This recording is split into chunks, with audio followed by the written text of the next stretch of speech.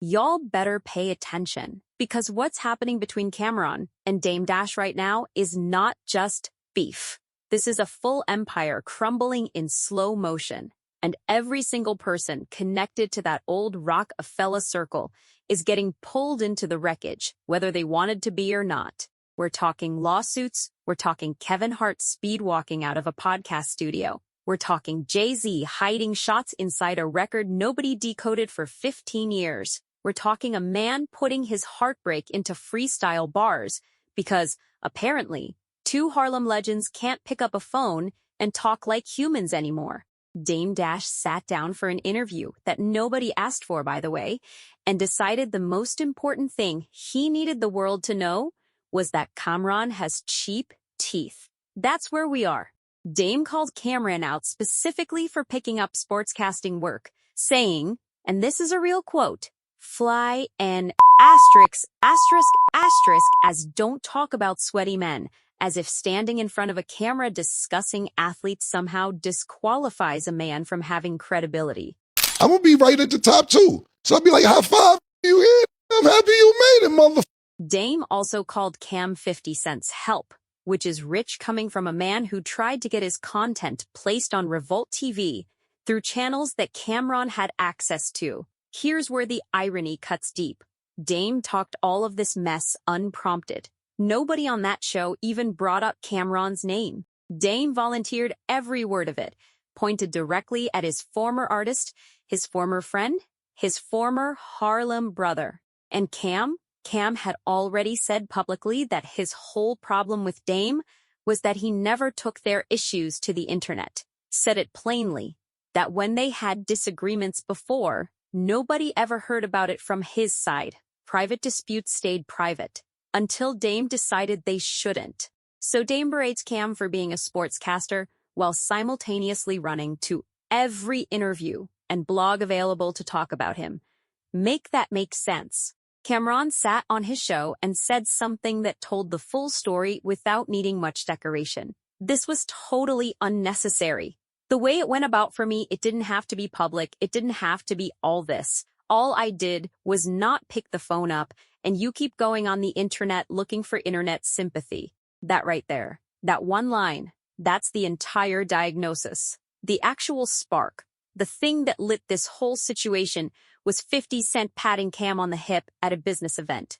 Dame, who was already in his own online war with 50 at the time, turned around and told the blogs that 50 had smacked Cam somewhere far more embarrassing. A complete fabrication. A lie told publicly about a man who hadn't even done anything to Dame. Awesome. Got Lamborghinis now. I can't get a little Ferrari.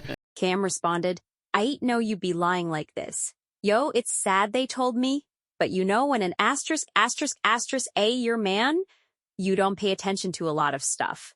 That sentence deserves to be read twice. He's saying people warned him about Dame for years, and he dismissed those warnings because loyalty felt more important than facts. That's not a rap beef. That's a lesson about who you trust when the cameras aren't rolling. And now, Cam says it's at the point of no return. He doesn't see reconciliation happening. Doesn't believe Dame is capable of keeping private matters private. The trust is gone. And once that goes between two people who built something together, there's no foundation left to rebuild on. Dame Dash drew up a legal demand letter, a $300 million won, hitting Cam with allegations of defamation, harassment, business interference, conspiracy, and dragging his family into a public mess. Dame Dash, he's now suing Cameron for $300 million. Talking about he made $300 million. Dame posted the whole thing on Instagram himself, writing that Cam was messing with his family office and making his wife and sons uncomfortable. He framed it as his only option, said he wanted no violence, so the courts would handle it. But here's the detail that changes the entire texture of that legal filing. Buried inside those Instagram slides was a private text message to Cam, and in it, Dame wrote two words that the $300 million figure couldn't hide. "Broke my heart." A man doesn't sue someone for $300 million over business. He sues them when something personal got shattered, and he doesn't know how to process it any other way. Dame Dash, the same man calling Cam's teeth cheap and mocking his career on every platform available, privately admitted his heart was broken. Cam's reaction when he found out, "I thought we were snapping, and it just got really, really deep. I ain't know it was lawyered deep off the snapping," meaning Cam genuinely didn't see the lawsuit coming. He thought they were just going back and forth the way people who know each other do. He didn't realize Dame was building a legal case out of it. This part of the story gets buried under the teeth jokes and the lawsuit numbers, but it might be the most important piece. According to Cam, Dame reached out to Revolt TV wanting to place his content on the network. When Cam found out, he called a mutual contact and offered Dame his own programming slots, said he'd executive produce the shows and even put his own money in. He framed it as returning a favor, pointing back to how Dame once let him release music through Roc-A-Fella in exchange for executive producer credits. Gisman, a direct parallel, a full circle offer. Cam basically said, "You did this for me then, let me do it for you now." Dame's response, allegedly, was to go on a major radio show and take shots at Cam publicly. Instead, he reportedly flipped the narrative, positioning himself as the one being wronged, while Cam sat there watching the olive branch get snapped in half on air. Cam's rebuttal was sharp. "How you the godfather of anything? Your word don't count no more. You don't got teeth. You have dentures. Your word don't mean nothing." Cold, but fair. Considering the context of what had just happened, now pay close attention, because this thread connects everything. Cameron revealed something that had gone unnoticed for over a decade, that Jay-Z quietly took aim at him on the Watch the Throne record, Otis, and did it so smoothly that even the most dedicated listeners missed it completely. Here's the Voktor. Cam and his crew had put out a freestyle where Cam went directly at Kanye West, rapping that Kanye dissed Dame Dash, calling him out, dismissing him entirely. About a month or two after that record hit, Jay-Z and Kanye released Otis. Inside Jay's verse were lines referencing the Mercer Hotel, a warning not to run up on Yeezy wrong, a private jet, and, the key detail, the word asylum. Cam had his music distribution through Asylum Records at that exact time. The connection between that label name and Jay's lyric was not accidental. Jay never said Cam's name, never made it explicit, just slipped it in there, a coded warning that Kanye was protected, that stepping to him had consequences, that the response wouldn't be loud, but it would land.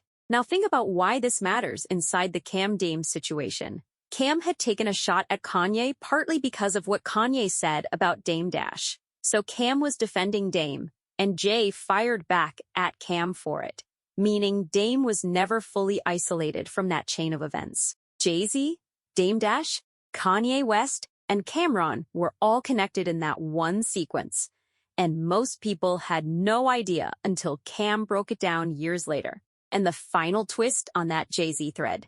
Since then, Jay-Z and Kanye had their own falling out. The same loyalty Jay coded into Otis, the loyalty to Kanye that hit Cam indirectly, eventually meant nothing, because Kanye's behavior fractured that bond too. Loyalty in this game has a short shelf life, even when it's encoded in platinum records. Hart had already told people he didn't want to come on Talk with Flea, called it the most dangerous show in the world, had concerns about the kind of questions Cam'ron tends to ask, the kind that reroute careers, but he showed up anyway. Hart walked through that studio door warning everyone inside not to ruin his career, and everyone laughed like it was a joke. Things started light. Cam brought up a clip from Hart's own show, where Hart had reacted visibly to an actor's age. They laughed about it. Hart played along. The vibe felt manageable. Then Cam asked the question. He asked Hart, "When you see Dame Dash today, what goes through your mind?" Hart stood up. No pause. No redirection attempt. No witty deflection. Just up and out. Gone. The studio collapsed into laughter because everyone in that room understood exactly why he left without saying a single syllable. Now here's the connection that makes Hart's exit so much louder than it looks. Back when Hart was still an unknown, Dame Dash gave him his first real film opportunity, a Roc-A-Fella production called Paper Soldiers in 2002. When the label split and Dame went one direction while Jay-Z built his own lane, Hart's trajectory moved closer to the mainstream world. Dame has spent years publicly criticizing. Dame has called Hart out repeatedly for not maintaining loyalty after that early investment. Hart has become a global entertainment brand worth hundreds of millions. He has nothing to gain and everything to lose by sitting on a podcast and offering opinions about a man who helped him 23 years ago. His silence was the most calculated answer possible. Dame watched the clip and responded by calling Cam cheap teeth again and questioning his identity as a sportscaster. He didn't seem surprised Hart left. What he seemed was irritated that the situation existed at all. Three men tangled in one 30-second podcast moment, and not one of them actually talked about what any of them really felt. The most honest version of everything Cameron felt about this entire situation didn't come through an interview or a legal document or a social post. It came through a freestyle on his own show. Raw, personal, and written like someone processing a loss they haven't fully accepted yet. He rapped, "Internet, it will amaze you. Beefing with the ones that raised you. For the algorithm, now relationships suicidal. Harlem na kill Harlem. Not just repeating the cycle / when these blogs just recycle all this shit that go viral." That's not a battle rap. That's a man watching something he valued dissolve in real time and documenting every second of it. The line about Harlem killing Harlem, that's the core of everything. Two men from the same neighborhood, the same hunger, the same origin point, now spending their energy destroying each other for content cycles and algorithm engagement. Cam had already said openly that he remains grateful for what Dame did for him, that Dame helped him land at Roc-A-Fella, that those contributions were real and permanent. Gratitude doesn't cancel out what happened after, and it doesn't repair a trust that got broken publicly, repeatedly, in front of millions. Stop and look at the full web this story draws. Dame Dash co-founded Roc-A-Fella. He signed Cameron and gave Dipset an empire to operate from. Jay-Z built his legacy through that same label. Kanye rose through that same creative ecosystem. Kevin Hart received his first film through Dame's production machine. And now, decades removed from all of that, every single one of those connections either fractured, sits coded inside rap verses, or walked silently out of a recording studio rather than answer one question on camera. Cam and Ma $E had even attempted to purchase Dame's share of Roc-A-Fella Records, a move that would have kept everything within that original Harlem circle. That deal collapsed too, adding financial failure to an already complicated emotional fallout. Dame calling Cam's teeth cheap, Cam calling Dame a flagrant liar, Jay-Z embedding warnings inside Watch the Throne, Hart choosing silence over a sentence, a $300 million lawsuit hiding a 2-word confession, a freestyle that reads more like a eulogy than a diss record. This isn't just about two men who stopped getting along. This is about what happens when the thing you built together becomes the thing you fight over. When brotherhood turns into business, business turns into grievance, grievance turns into blogs, and blogs turn into courtrooms.